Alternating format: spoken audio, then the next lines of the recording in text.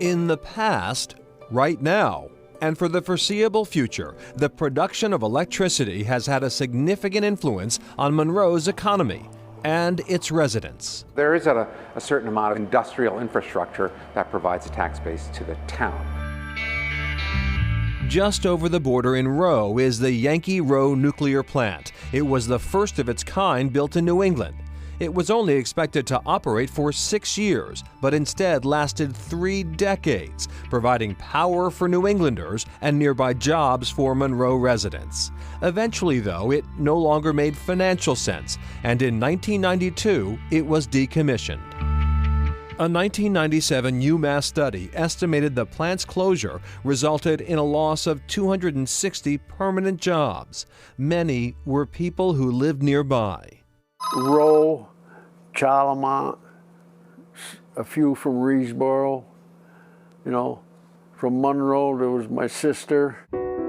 On the other side of town is the Hoosick Wind Farm, the largest onshore wind farm in Massachusetts. 19 turbines stand tall above the tree line in both Monroe and the town of Florida.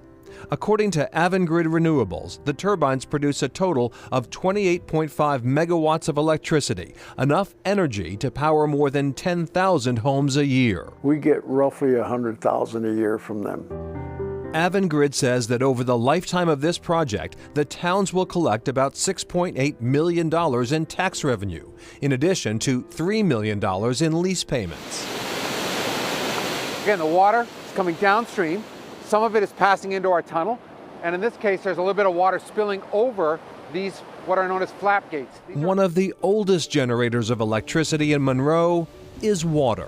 The Deerfield River defines the town's eastern border and has provided a sustainable source of energy for more than a century.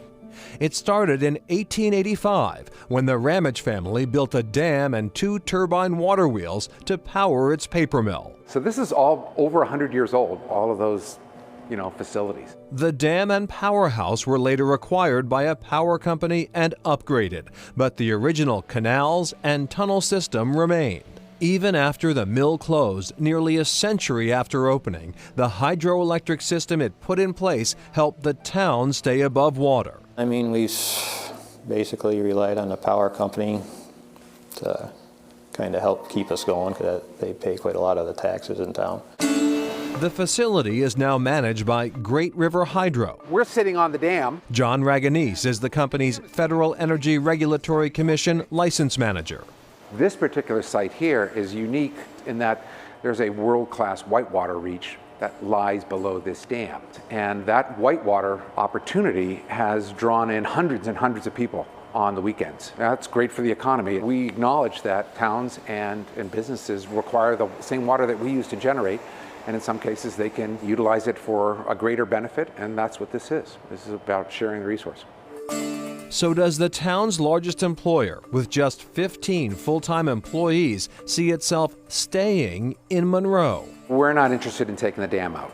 So the dam and the facilities are here. There's no doubt that over the years, there are probably fewer people that we rely on to operate the system. You still have a responsibility as the dam owner to be able to make sure the dam is safe. It's important to have people in the communities that you serve.